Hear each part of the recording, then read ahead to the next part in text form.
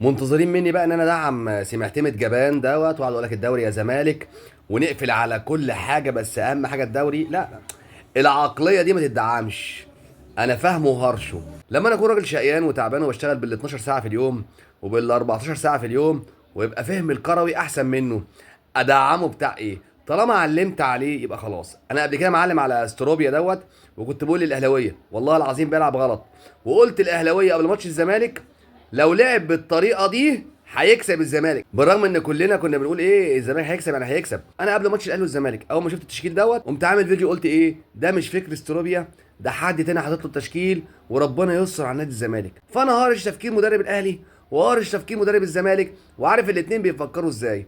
فانا من النهارده يا جماعه والله بجد انا بكلمكم بجد عشان انا خلاص تعبت ونفسيتي تعبت.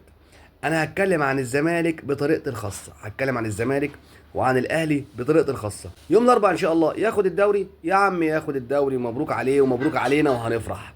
ما اخدش الدوري وفضل يلعب بقلم كايد بقى وينزل بقى مش عارف مين ابصر ايه ومدري ايه، يلعب لي بزرع شمال ويقوم ايه حاطط الايه التكنيك بتاعه يا زميكي اللي هو ايه ملوش اي فكر بالكوره. هدعم مين؟ انا من النهارده مش بدعم غير راجل واحد بس، اللي هو صورته دي.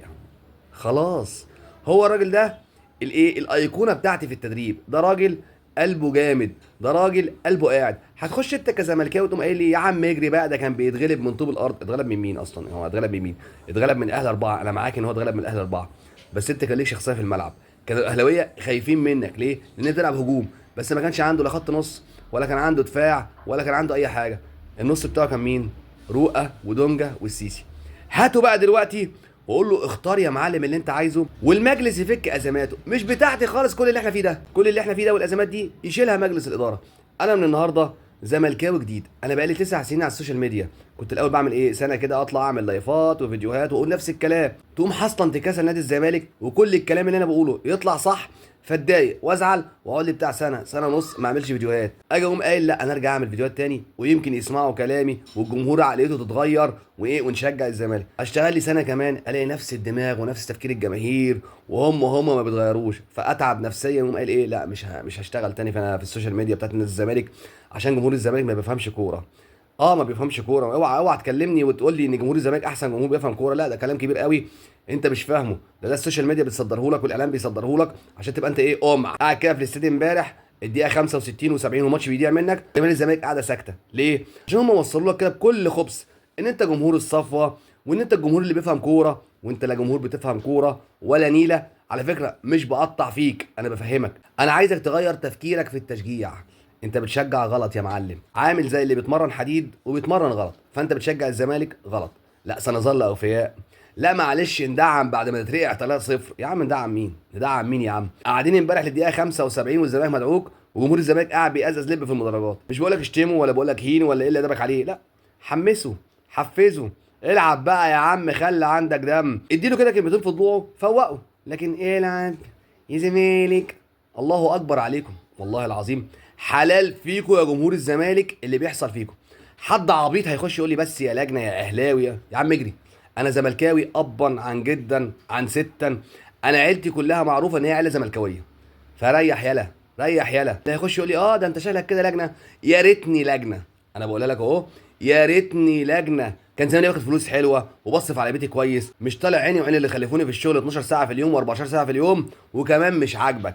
يا ريتني كنت لجنه. زمان كنت طالع ايه زي الصاروخ. كان في ناس كتير قوي بتتابعني، في ناس دخلت عرضت عليا ان اشتغل معاهم وفي صفحه اهلاويه.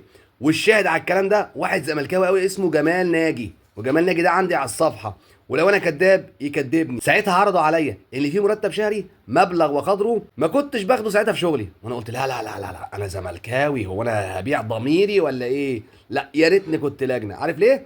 كان زماني مكبر دماغي وبضحك عليكم زيهم، وكان زماني مش متمرمط في شغلي، وكان زماني قاعد في البيت بتفرج على الماتشات عادي واروح الاستاد واضحك عليكم زي اللي بيضحكوا عليكم. زي مثلا ايه لعيبه نادي الزمالك القديمه قاعدين في الاستوديو يقول لك ايه الجون بدري ده جه نقمه علينا مش نعمه. يا راجل انت بتطبل لمعتمد جمال، مش تهجم عليه كده وتقول له انت مدرب جبان. ده انت حصل لك السيناريو اللي كل زملكاوي في العالم بيتمناه، تجيب جون في اول 3 دقايق ترجع يبقى انت مدرب جبان، انت مدرب لا تصلح لتدريب نادي الزمالك، وتشوت فيه كده وتعرفه غلطه. لكن ايه، لا يا الجون جه نقمه وخاف عجو، قاعدين بيدافعوا عنه، قاعدين بيدافعوا عنه، وده طبعا ما يحصلش وما ينفعش يا كباتن مصر. انا من هنا ورايح بدعم الراجل ده خلاص. انا بص هحط صورته على كل الفيديوهات. ماتش يوم الاربع، اتمنى الزمالك يفوز، بس لو لعب بالهجص بتاعه مش هناخد اي حاجه. ممكن تلاقي نفسك في الكونفدراليه السنه الجايه وطلعان عينك وعين اللي خلفوك والاهلاويه بيذلوك. فانا دلوقتي بفهمك وبعلمك تشجع كوره ازاي. انا من هنا ورايح هتكلم في نادي الزمالك في اللي يخصني.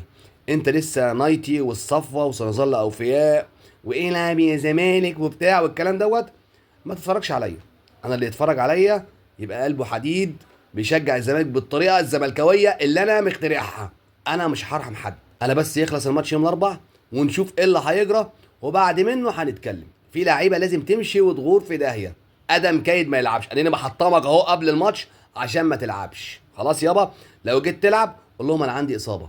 اكمل لعيبه كنت بهاجمها وجمهور نادي الزمالك يقول لي حرام عليك ده لعيب جامد، بعد كده يمشي ويغور في داهيه، يطلعوا يقولوا لي انت والله كان عندك حق من زمان، كان ليك نظره ثاقبه. منهم اوباما بقى ودونجا ولاعيبه كتير قوي كنت اقول ده لا يصلح لنادي الزمالك. كان واحد يقول لي اوباما، ده لعيب اوباما فين اوباما؟